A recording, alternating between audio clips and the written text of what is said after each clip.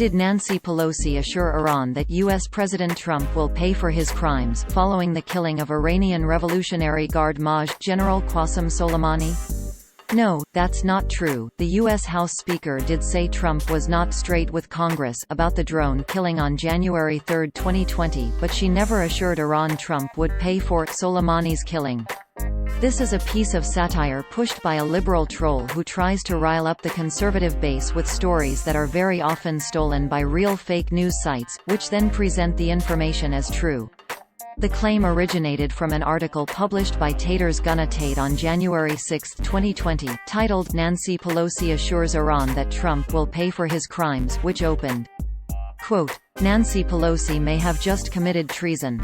In an open letter to the Iranians sent directly to their embassy in Kamchatka, Pelosi apologized for the killing of General Soleimani and promised that Trump would pay. "It is our sincerest hope that any response by Iran be directed at the man responsible and not the American people, as he only represents a small minority of idiots.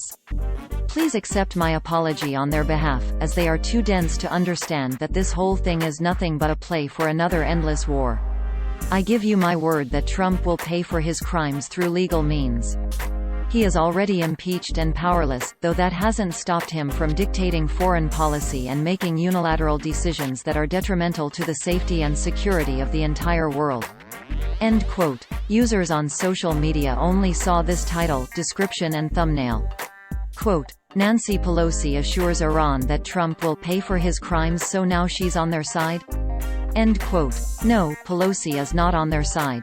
Soleimani was killed in a U.S. strike at the Baghdad airport that was ordered by Trump, who said at the time he ordered the killing because the general was plotting imminent attacks against Americans. Soleimani, who led the Revolutionary Guard's elite Quds force, is widely considered to be the mastermind behind Iran's military operations in Iraq, Syria and elsewhere. In the days that followed the strike, questions were raised by U.S. lawmakers after conflicting accounts about the reasoning for the strike were given by Trump and his administration. Pelosi said Trump was not straight with Congress about the killings. The House voted on January 9, 2020, to curb Trump's war powers against Iran. The Senate is due to take up the resolution, but it has been stalled pending the outcome of the impeachment trial. The satire piece about Pelosi was first lifted by the fake news site, the Massachusetts Daily, which appears to have popped up in 2019 and has a history of stealing satire content and reporting it as fact, as well as altering facts to suit its narrative. The satire site, Taters Gonna Tate, is part of the America's Last Line of Defense network of satire websites run by self-professed liberal troll Christopher Blair, of Maine, along with a loose confederation of friends and allies. Blair has been in a feud with fact-checking website Snopes for some time now and has previously criticized other fact-checkers who labeled his work as fake news rather than satire. In reaction to this, he has recently rebranded all his active websites and Facebook pages so they carry visible disclaimers everywhere.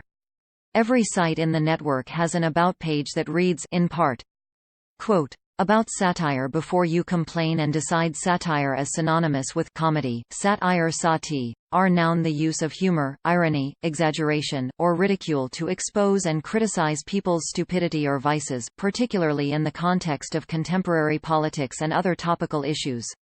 Everything on this website is fiction. It is not a lie and it is not fake news because it is not real. If you believe that it is real, you should have your head examined. Any similarities between this site's pure fantasy and actual people, places, and events are purely coincidental and all images should be considered altered and satirical. See above if you're still having an issue with that satire thing." End quote. Articles from Blair's sites frequently get copied by real fake news sites who often omit the satire disclaimer and any other hints the stories are fake. Blair has tried to get these sites shut down in the past, but new ones keep cropping up. Here is a video of Blair explaining how his process works. If you are interested in learning more about Blair and the history of his sites, here is something to get you started. Quote, "The ultimate Christopher Blair and America's Last Line of Defense reading list, lead stories story updated, check for updates below."